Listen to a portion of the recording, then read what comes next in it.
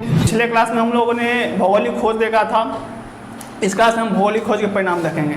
भौगोलिक खोज में हमने देखा कि बहुत सारे नए नए देशों की खोज हुआ, नए नए यंत्र खोजे गए, नए नए जहाज बने थे।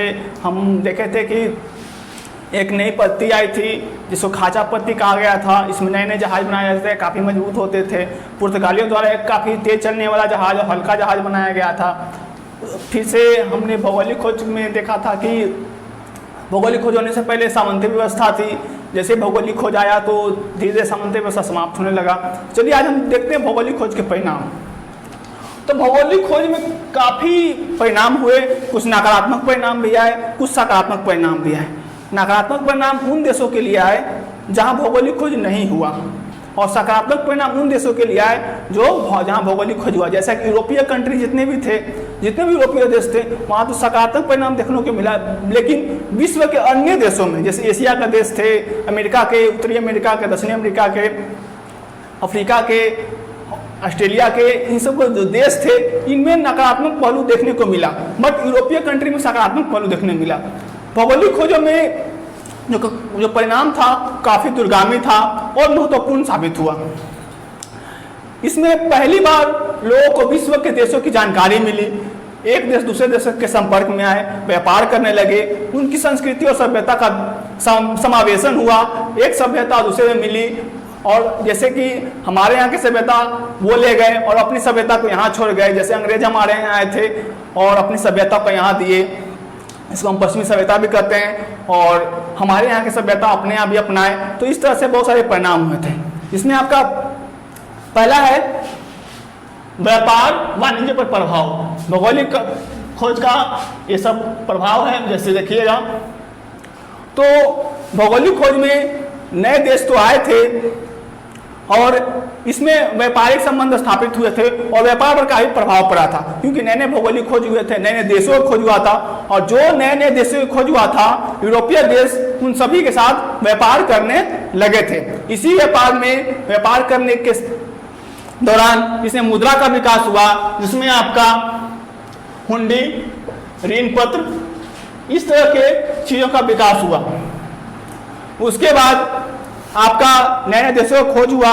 उसके बाद जो व्यापार काफी छोटे क्षेत्र में सीमित था, जैसे भूमध्य सागर और बाल्टिक सागर तक ही जो व्यापार सीमित था, आगे चलकर ये प्रशांत महासागर, हिंद महासागर और अटलांटिक महासागर तक फैल चुका था। जैसे इनके किनारे कुछ देश बसे हुए थे, जैसे पेरिस, लंदन, एम्स्टर्डम, एंटवर्प आदि जो शहर थे वो प्रमुख व्यापारिक केंद्र बन गए। जैसे हिंद महासागर था जिसमें आपका इंडिया भी आता है, वो हिंद महासागर के किनारे है। तो ये सब जो देश थे ये सब प्रमुख केंद्र बन चुके थे। उसके बाद जब नए देशों का खोज होने लगा तो नए देशों से आया बहुमूल्य धातु। बहुमूल्य धातु कहने का मतलब सोना और चांदी, जो अमेरिका में काफी मात्रा में मिला था। इसमें क्या हुआ कि व्यापार का स्वरूप बदल गया। जो व्यापार पहले कहने का मतलब कि दूसरे वस्तुओं से होता था, अब व्यापार बहुमूल्य धातुओं के लिए होने लगा। लोगों की लालसा बढ़ने लगी और लोग अमेरिका के साथ ज्यादा संबंध बनाने लगे और बहुमूल्य धातु का खनन करने लगे। और उसको ज्यादा मेन बात तो यह थी कि वो उनका उत्खनन करते थे और उनका और उसको एकत्रित करके अपने देश में रखते थे और बाद में उसको कई गुना दाम पर बेचते थे। ठीक है। तीसरा लास्ट है आपका आर्थिक स्वरूप में बदलाव के कारण व्यापार की प्रधानता बढ़नी। जो पहले सामंती व्यवस्था था, जो सामंत लोगों का प्रभाव होता था, राजाओं का प्रभाव होता था, आगे चलकर जब व्यापार बढ़ने लगा, नए नए देशों का खोज हुआ तो व्यापार बढ़ा, जिसके कारण व्यापारियों की प्रधानता बनी। और इसके फलस्वरूप क्या हुआ, समाज में सामंती वर्ग समाप्त हो गया और व्यापारिक वर्ग फलने फूलने लगा। देखिए हम लोग आते हैं सेकंड टॉपिक पे, औपनिवेशिक समाज का विकास। तो भौगोलिक खोजों के उपरांत उपनिवेशों के स्थापना में क्या होने लगा, उपनिवेशों का स्थापना होने लगा, समाजवाद का विकास होने लगा। और इसमें राष्ट्रों में एक प्रतिस्पर्धा हो गई कि मेरा साम्राज्य ज्यादा बड़ा है और मेरा साम्राज्य ज्यादा बड़ा, यानी जितने भी राष्ट्र थे अपने साम्राज्य को फैलाने में लग गए। ठीक है। और व्यापार जो था एक व्यक्ति के जगह, जो पहले व्यापार एक व्यक्ति के द्वारा होता था, अब वो सामूहिक रूप से मतलब बहुत सारे लोग एक मिलकर एक कंपनियों के माध्यम से व्यापार करने का मतलब एक संगठित कंपनियों ने उसका स्थान ले चुका था। ठीक है, उसके बाद इन्होंने ले चुका था जिसमें बहुत सारे राष्ट्रों का विशेषाधिकार हो गया था, जिसमें आपका इंग्लैंड है, हॉलैंड है, स्वीडन, डेनमार्क, फ्रांस और आप इससे बहुत सारे ऐसे देश थे जहां जहां नई नई कंपनियां स्थापित हुई। और ये सब जितने भी देश थे, ये सब देश काफी अग्रणी थे, मैंने काफी आगे निकल चुके थे भौगोलिक खोज में, और इनका साम्राज्य भाग जो था इनका काफी फैल चुका था एशिया के देशों में, अफ्रीका के देशों में। कहने का मतलब यूरोपीय कॉन्टिनेंट को छोड़ दिया जाए, यूरोपीय महाद्वीप को छोड़ दिया जाए तो विश्व के जितने भी महाद्वीप थे और उनके देश थे या उनके द्वीप थे, सभी पर इनका अधिकार हो गया था और सभी अपने उपनिवेश स्थापित कर चुके थे। चलिए आगे बढ़ते हैं। देखा आपने अमेरिका, अफ्रीका, ऑस्ट्रेलिया, बहुत सारे ऐसे देश थे जहां उन्होंने अपना उपनिवेश स्थापित किया था। आगे है वाणिज्यवाद का विकास। वाणिज्यवाद का मतलब पूंजीवाद भी इसको कह सकते हैं हम। तो यहां पर वाणिज्यवाद यानी पूंजीवाद का विकास हुआ क्योंकि व्यापारिक वर्ग का प्रधानता होने लगा, तो व्यापारी वर्ग जो थे वही पूंजीवाद, मैंने उनके पास पूंजी काफी होती थी और पूरे विश्व में पूंजीवाद का विकास हो चुका था और पूरे विश्व में लोग व्यापार किया करते थे, नए नए देशों की खोज होने लगा और इससे क्या हुआ, व्यापार का विस्तार हुआ और पूंजीवाद का विस्तार होने लगा। सोने की महत्ता, जब अमेरिका की खोज हुई थी तो वहां सोना काफी मात्रा में था। ठीक है, तो सोने की महत्ता होने के कारण व्यापार का स्वरूप बिल्कुल बदल गया। जो व्यापार दूसरे चीजों के लिए होता था अब सोने के लिए होने लगा और इसमें यूरोपियों ने क्या किया, इस सोने को लूटपाट करने लगा और इसको उसको संग्रहित कर अपने देश ले जाने लगे। और ऐसा करने में सबसे आगे जो देश था वो था आपका स्पेन। स्पेन जो था सोना इकट्ठा करने में सबसे अग्रणी था। चलिए आते हैं हम अगले पॉइंट पे।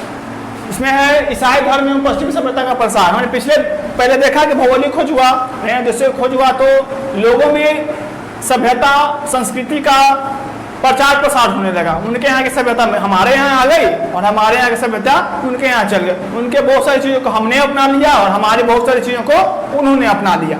ठीक है, ईसाई धर्म प्रचारक, जो ईसाई धर्म के प्रचारक थे उन्होंने अमेरिका, अफ्रीका, एशिया, ऑस्ट्रेलिया जैसे देशों में गए और अपने धर्म का बहुत ज्यादा मात्रा में प्रचार किया। ठीक है, और प्रचार तो किया ही लेकिन लोगों से जबरदस्ती यानी लोगों पर अतिक्रमण करके अपने धर्म को मनवाए, जिसके कारण जो चर्च की प्रभुसत्ता थी वो धीरे धीरे कम होने लगी। ठीक है, और धर्म का प्रचार बहुत ज्यादा यानी पूरे विश्व में ईसाई धर्म फैल गया।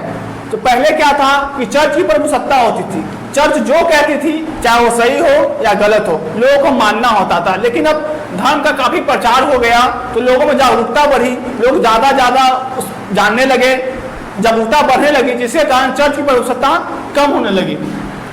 और धर्म का व्यापक प्रसार होने के कारण धर्म को तर्क की कसौटी पर तोड़ा जाने लगा। यानी पहले चर्च के द्वारा जो आता था, कोई भी अगर आदेश आता था उसका पालन करना जरूरी होता था, लेकिन अब क्या हो गया, कोई भी अगर आदेश आता था तो उसका नेगेटिव और पॉजिटिव दोनों साइड देखा जाता था, क्या है क्या नहीं, तब जाकर उसको फॉलो किया जाता था। यानी कहने का मतलब है कि धर्म मतलब चर्च के आदेश को उसकी तर्क कसौटी यानी कोई आया तो लोग आपस में बातचीत करते थे तब उस काम को करते थे। ठीक है, जिसके कारण इसने धर्म सुधार आंदोलन की पृष्ठभूमि, कहने का मतलब चर्च की शक्ति कमजोर होने लगी तो चर्च ने क्या सोचा कि अब धर्म सुधार करना चाहिए और ये धर्म सुधार आंदोलन यहीं से तैयार हो जाता है जब धर्म को तर्क की कसौटी पर तोड़ा जाने लगा। चलिए अब आगे आते हैं दास प्रथा का विकास।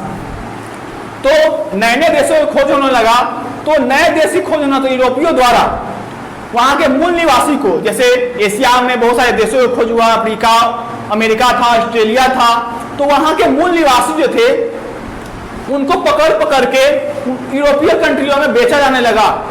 जो पहले दास एक व्यक्ति द्वारा बेचा जाता था या फिर उसका दास का प्रयोग किया जाता था, अब वो सामूहिक रूप से या व्यापारिक रूप से यानी बड़े मात्रा में दासों का खरीद बिक्री होने लगा। ठीक है, और इन दासों का प्रयोग जहाज में ईंधन जोखने, सड़क बनाने, जंगल काटने और बहुत सारे ऐसे कठिन काम थे, उनमें उनका प्रयोग किया जाता था और काफी मात्रा में शोषण किया जाता था।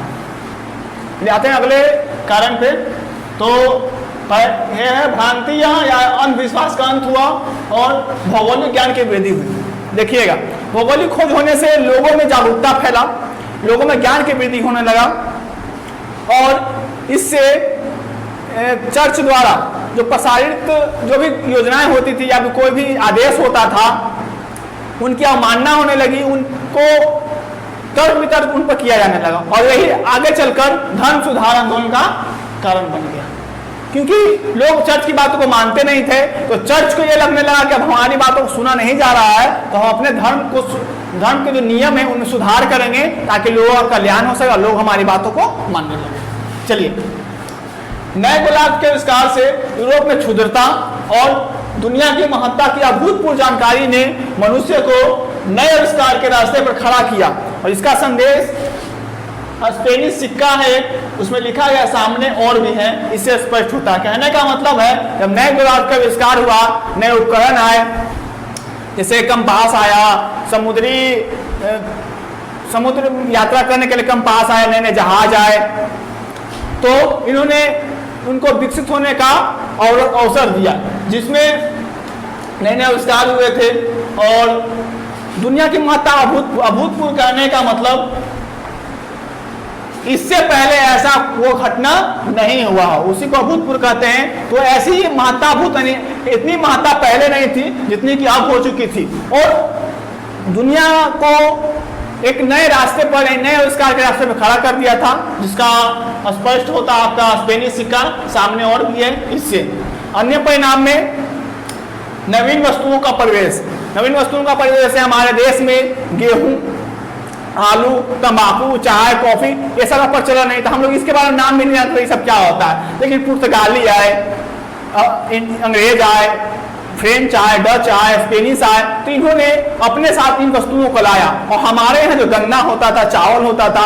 इन वस्तुओं को अपने यहाँ ले गए। यानी कहने का मतलब कि हमारे देश में भी नवीन वस्तुओं का प्रवेश हुआ और उनके देश में भी नए वस्तुओं का प्रवेश हुआ। वो लोग गन्ना, कपास, फिर से आपका चावल, ये सब नहीं जानते थे, बट उनको भी इन चीज़ों की जानकारी हुई।